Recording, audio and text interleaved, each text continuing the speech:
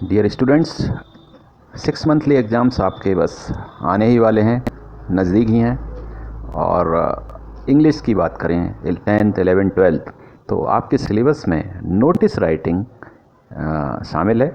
Notice writing हुआ, advertisement, how to write advertisement, और इसके अलावा आपका अनसीन पैसेज, ये सब आपके सिलेबस में शामिल है। तो आज के इस वीडियो में मैं आपको बताऊंगा नोटिस राइटिंग कैसे करें।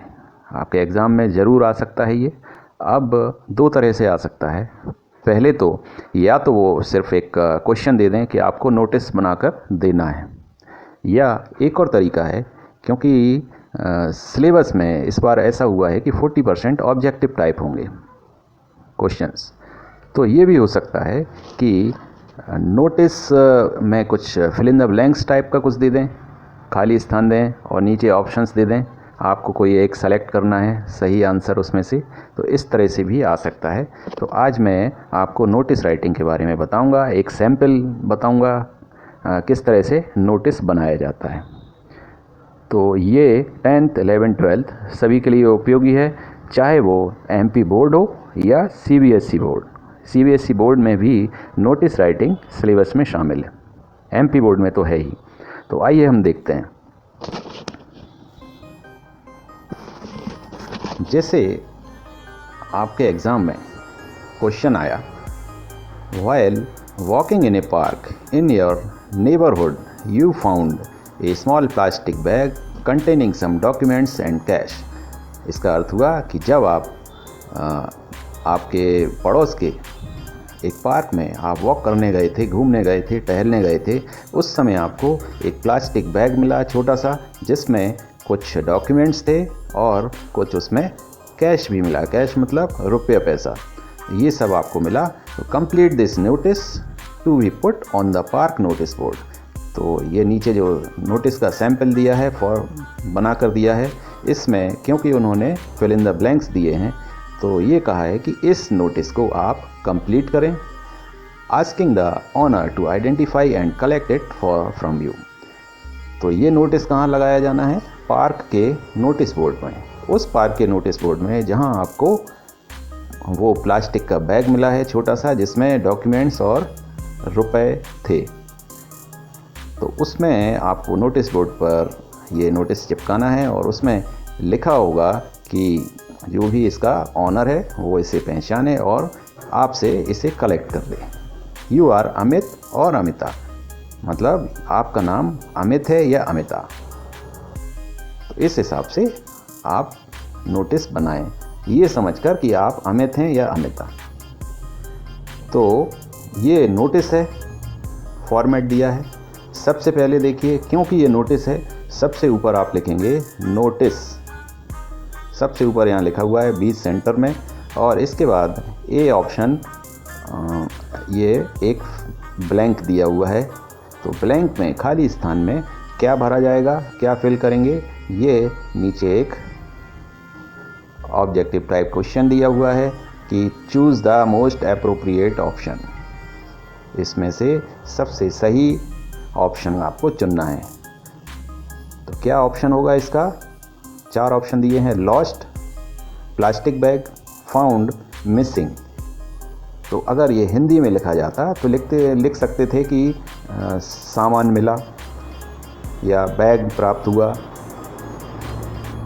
लेकिन इंग्लिश में क्या लिखेंगे? फाउंड। फाउंड मतलब मिला। तो इसमें ऑप्शन आएगा, सही ऑप्शन आएगा फाउंड। तो सबसे ऊपर ए ऑप्शन, ए में लिख दिया आपने खाली स्थान में फाउंड। इसके बाद आप लेफ्ट हैंड साइड में तारीख लिखेंगे, जैसे इसमें दिया है 2 सितंबर 2021। अब क्या लिखा है? This is to inform all the readers that.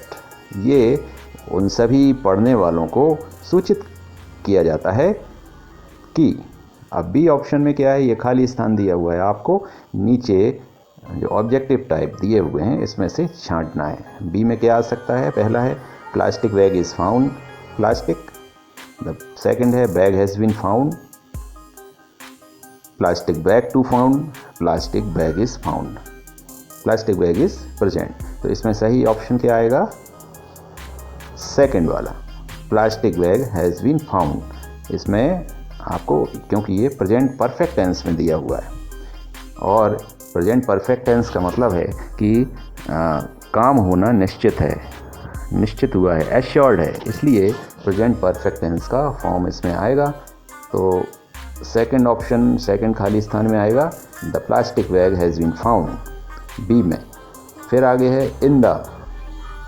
अब आगे इन द के बाद में क्या आएगा, सी खाली स्थान है, तो हम सी को देखेंगे। सी में क्या दिया हुआ है, पहला ऑप्शन है ground, neighbourhood park, neighbourhood garden, road. तो राइट आंसर है नेबरहुड पार्क, क्योंकि यही वो स्थान था जहां प्लास्टिक बैग पाया गया। तो सी में आ जाएगा neighbourhood park.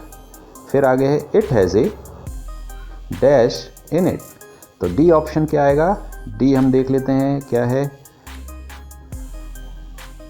N mobile, some documents, few documents and some cash, and large amount of cash. तो वहाँ पर दो चीज़ें मिली थी बैग के अंदर, डॉक्यूमेंट्स भी थे और कैश भी मिला था, रुपये भी मिले थे। तो थर्ड ऑप्शन इसमें आ जाएगा, few documents and some cash. तो सी में आ गया few documents and some cash in it. The plastic bag is red in colour.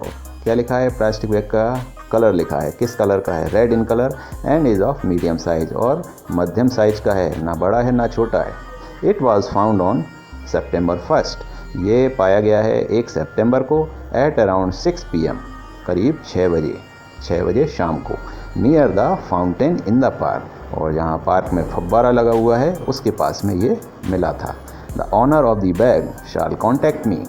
तो जो भी इस बैग का मालिक है वो संपर्क कर सकता है। तो अगर जैसे आपको लिखना है तो आप इसमें नंबर डाल सकते हैं।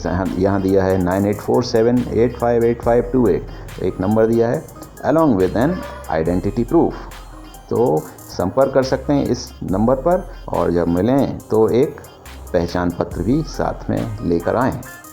नीचे क्या लिखा है, थैंक यू, धन्यवाद।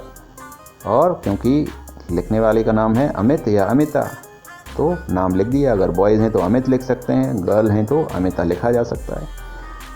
इस तरह से कोई भी नोटिस आप बना सकते हैं।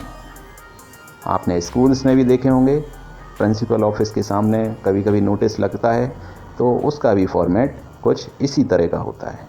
तो सबसे बड़ी बात है, चाहे एडवर्टाइजमेंट हो या नोटिस हो, आपको ऑब्जर्वेशन आपका अच्छा होना चाहिए।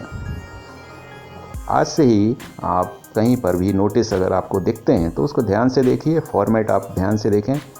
अगर एडवर्टाइजमेंट, जैसे न्यूज़पेपर्स में बहुत सारे एडवर्टाइजमेंट्स आते हैं, उन पर भी आप नज़र मारें, ताकि आपको एक आइडिया लग जाएगा किस तरह से एडवर्टाइजमेंट्स बनाए जाते हैं। खैर, अगले वीडियोज़ में मैं एडवर्टाइजमेंट का भी सैंपल आपको बताऊँगा, और इसको आप अच्छे से आप देख लीजिए, और आगे मैं कुछ और सैंपल्स भी लाऊंगा। तो उम्मीद है ये आपको समझ में आया होगा नोटिस राइटिंग कैसे करते हैं। मुलाकात होती है अगले वीडियो में। अपना ध्यान रखिए। Thank you so much.